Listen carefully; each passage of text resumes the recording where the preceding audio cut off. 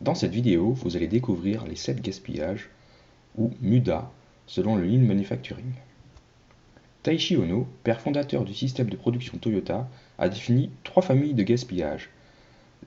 Les MUDA, ce sont des tâches sans valeur ajoutée mais qui sont acceptées par tous.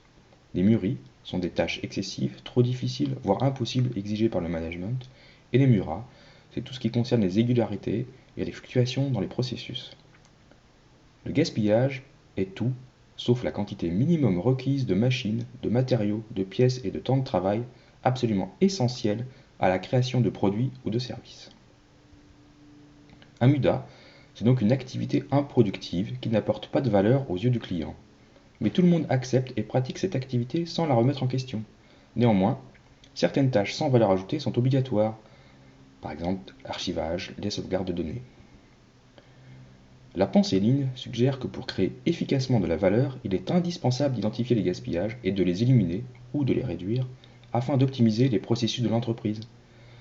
Bien qu'issus de l'industrie, et en particulier de l'automobile, les MUDA peuvent être aisément transposés dans tout type d'activité, telles que services, l'IT, la santé, la formation, la logistique, la finance, etc.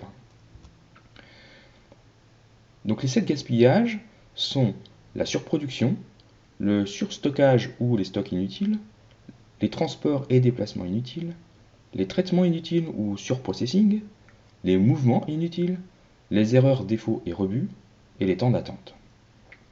Le premier gaspillage est donc la surproduction. C'est ce qui consiste à produire plus que le besoin du client, ou alors produire avant la commande, réaliser une tâche qui ne répond à aucune demande ni exigence du client. Le pire des gaspillages, c'est la surproduction, car c'est ce qui va générer d'autres gaspillages. La surproduction provoque le ralentissement, voire l'arrêt du flux. Par exemple, avoir des tailles de lot inadaptées, produire trop de pièces qui vont finir au stock, voire à la poubelle, produire un document ou un reporting inutile, faire des doubles saisies d'indicateurs, développer un outil IT trop complexe par rapport aux besoins du client, préparer une formation trop compliquée, trop longue par rapport à la population ciblée, ou les médicaments vendus en boîte, en quantité fixe, et pas au détail. Le deuxième gaspillage, c'est ce qu'on appelle le surstockage ou les stocks inutiles. Tout ce qui n'est pas indispensable à la réalisation de la tâche au bon moment. Ça peut être causé par la surproduction, mais aussi par une mauvaise planification. Causé par des temps d'attente non maîtrisés. C'est un capital immobilisé, de l'argent qui dort, et ça occulte et empêche la résolution de problèmes. Par exemple, les stocks morts suite à de mauvaises prévisions de vente. Des dossiers en attente, souvent à cause d'une organisation multitâche, des factures, des notes de frais en attente, des fonctionnalités IT non finalisées, une impression de support de formation supérieure au nombre de participants, trop de papier, des stocks de matériel médical dans les hôpitaux par peur de manque. Le troisième gaspillage, c'est le transport et les déplacements inutiles. Ça concerne tout déplacement de matériaux, de pièces, de produits, de documents ou d'informations qui n'apportent pas de valeur pour le client. C'est consommateur de ressources et de temps, et ça risque d'impliquer des dégradations des matières. Par exemple, faire un voyage à vide, faire un transport où il n'y a rien dans le camion, un stockage intermédiaire qui nécessite 2 transports au lieu d'un, envoyer un email à une grande liste de distribution alors que le sujet ne concerne que quelques personnes, des chemins de signature de documents pour une validation, une formation, une réunion dans un endroit loin des participants, un déplacement des patients dans un hôpital. Traitement inutile ou surprocessing, c'est le quatrième, gaspillage. Donc ce sont des tâches, des étapes réalisées pour rien, dans un processus trop complexe par rapport au prix de vente, trop de qualité, trop de matière, trop d'informations, manque d'instructions ou de spécifications claires et standardisées. Par exemple, trop de contrôle dans le processus de fabrication, utiliser 2 emballages au lieu d'un, des rapports trop lourds, trop complets, trop parfaits, des réunions inutiles avec beaucoup de blabla, des processus de validation nécessitant trop de signatures, un programme informatique trop long et compliqué à utiliser, des tableaux de bord avec trop d'indicateurs inutiles.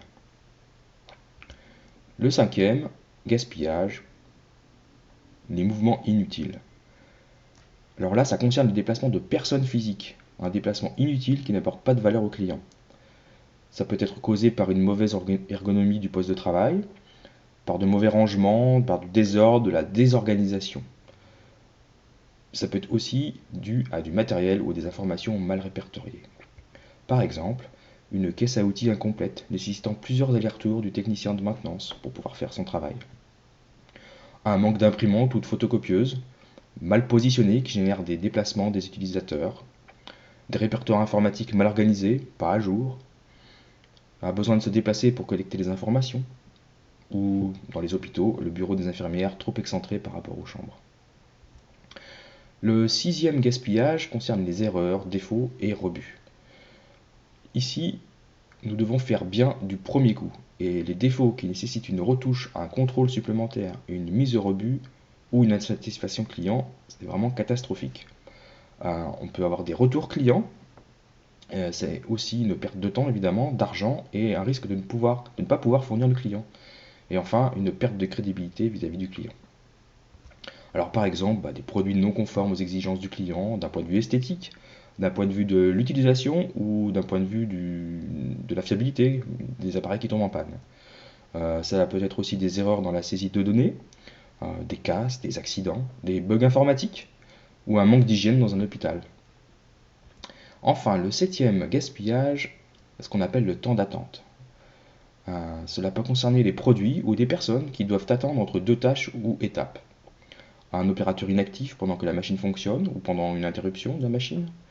Une cadence machine ralentie, donc une machine qui ne fonctionne pas à sa cadence optimum. Un temps de changement de série qui est beaucoup trop long. Des étapes mal synchronisées et des goulots d'étranglement.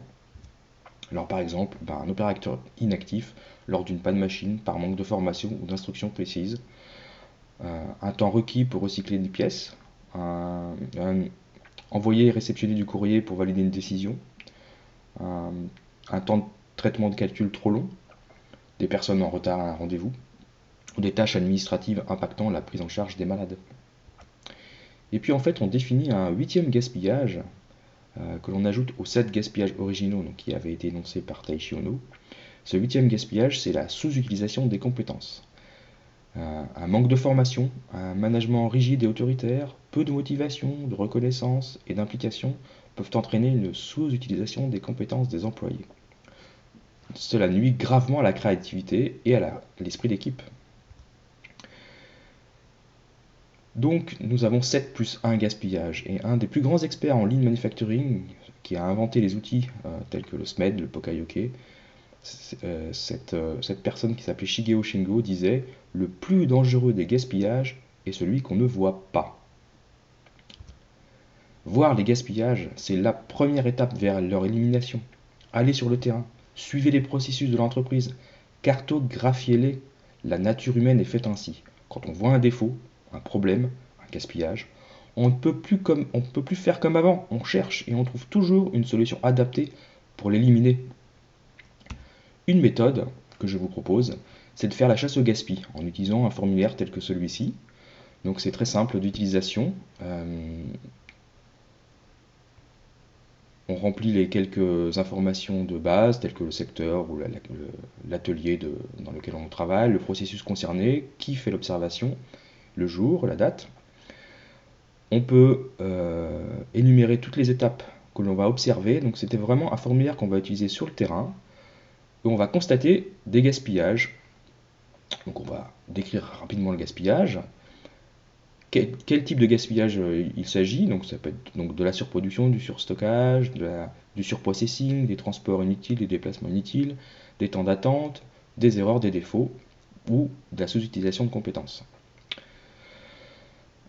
Et puis on va définir assez rapidement, dès le constat du gaspillage, si c'est quelque chose d'important et d'urgent,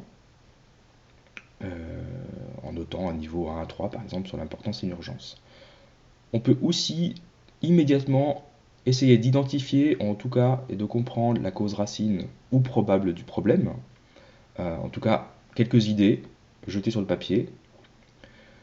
Et puis éventuellement des solutions et des actions qu'on aimerait mettre en place. C'est vraiment important de le faire immédiatement, sans perdre de temps, et de vite remplir les idées que l'on peut avoir immédiatement lorsque l'on constate les gaspillages.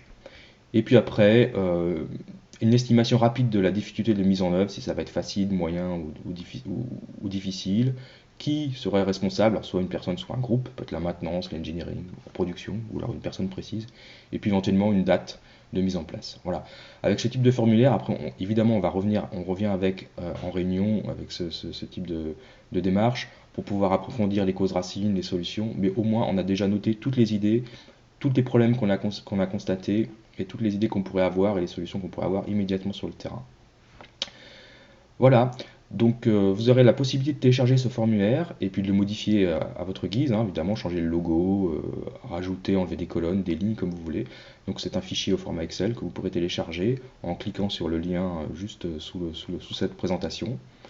Et puis vous pourrez aussi télécharger la présentation au format PowerPoint pour pouvoir la personnaliser et l'utiliser à votre guise aussi dans votre entreprise. C'est intéressant de sensibiliser le personnel, les opérateurs, les techniciens, les ingénieurs de votre entreprise au set gaspillage, au MUDA.